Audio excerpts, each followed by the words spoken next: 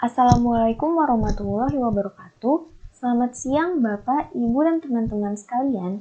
Saya Faisinta Firgina Amalia dari kelas WPA 3 hari ini akan mempresentasikan tugas evaluasi gizi dalam pengolahan pangan yang berjudul Effect of Boiling on Protein, Mineral, Dietary Fiber, and Anti-Nutrient Composition of Nymphaea Lotus Linseeds atau pada kali ini saya akan lebih fokus membahas pada perubahan pada protein setelah proses perebusan.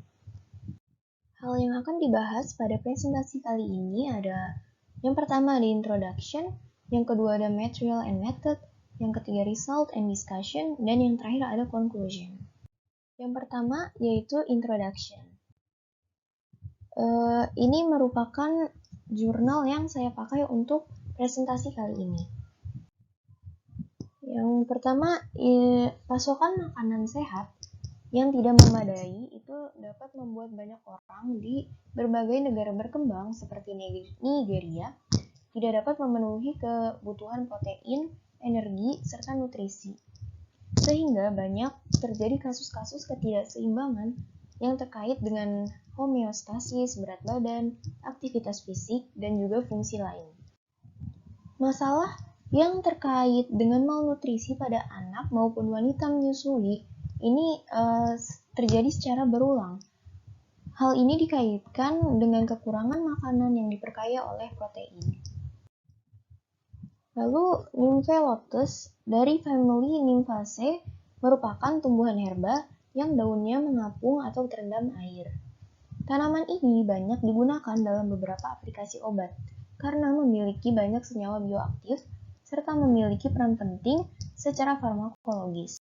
Lalu biji dari Nymphaea lotus ini sendiri dapat berfungsi sebagai sarana diversifikasi pangan yang telah diadvokasi secara internasional untuk meningkatkan asupan serta untuk peningkatan kebutuhan dan status mikronutrien. Bagian yang kedua yaitu ada material and method. Yang pertama ada prosedur pengambilan sampel dan pengumpulan sampel. Pengambilan sampel acak ini dilakukan di Desa Ruku Negara Kano. Totalnya terdapat 150 sampel. Lalu yang kedua ada persiapan dan pemrosesan sampel. Buah dicuci dengan air dan bijinya dipisahkan dari bulb dan dikeringkan selama 3 hari pada suhu 60 derajat Celcius. Kemudian dipisahkan menjadi 2 bagian. Sebagian dipanaskan dengan air dengan rasio 1:6 di suhu 100 derajat Celcius selama 60 menit dan kemudian dikeringkan dengan suhu oven sebesar 60 derajat Celcius lalu ditandai sebagai biji yang dilakukan pengolahan.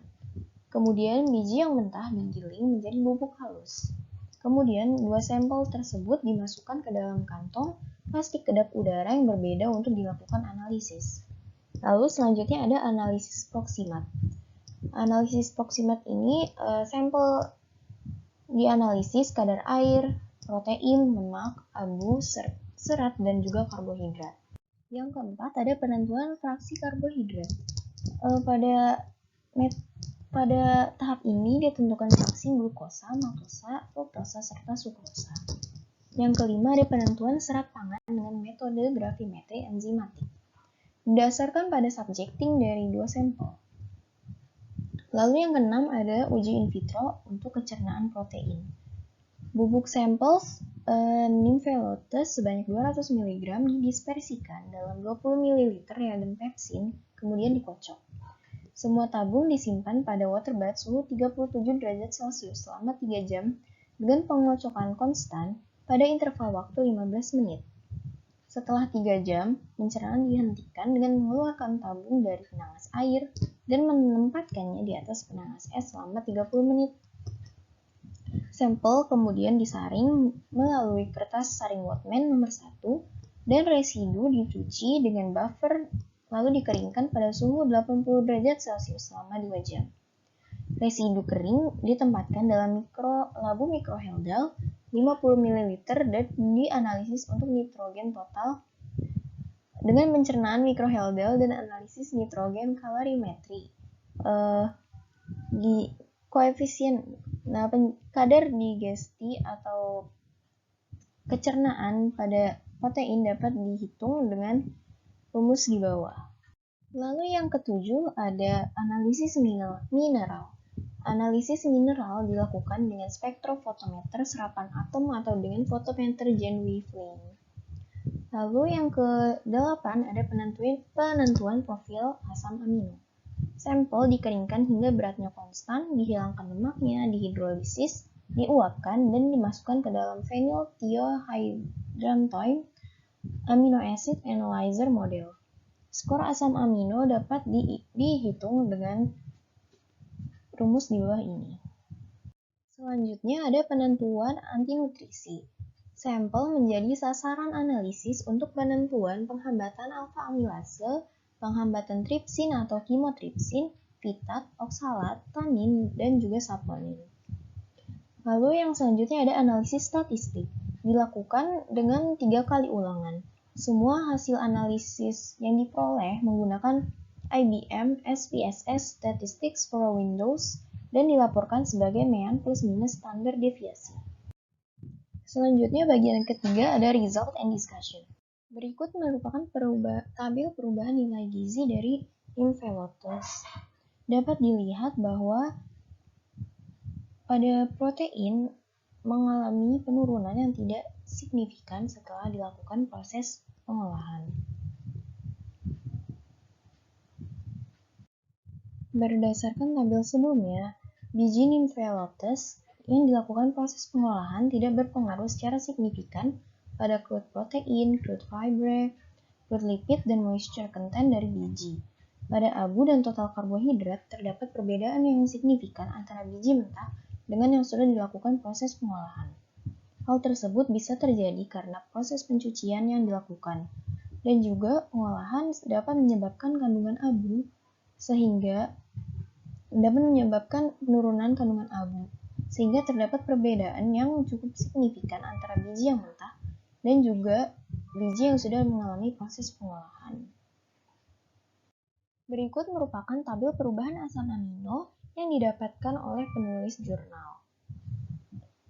Dapat dilihat bahwa kandungan asam amino pada beberapa asam amino kebanyakan memiliki peningkatan kadar asam amino setelah dilakukan proses pengolahan. Hal ini diakibatkan karena adanya senyawa antinutrisi atau antigizi yang terdapat pada Nymphalotus ini, sehingga pada proses pengolahan beberapa senyawa antigizi ini dapat menurun, sehingga kecernaan dari asam amino pada tubuh ini meningkat. Berikut merupakan beberapa zat senyawa anti-nutrisi atau antigizi yang terdapat pada biji Nymphalotus.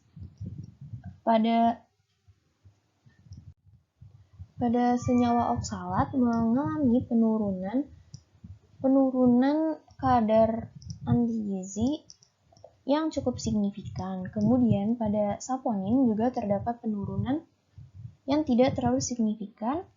Lalu pada alfa amilase inhibitor juga terdapat penurunan yang cukup signifikan setelah dilakukan pemrosesan.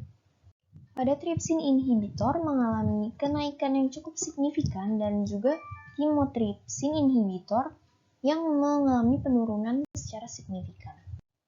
Penurunan antigizi yang terdapat pada biji Nymphalotus ini yang menyebabkan kecernaan protein di dalam Nymphalotus ini meningkat. Biji Nymphalotus mengalami perubahan nilai gizi setelah dilakukannya proses pengolahan.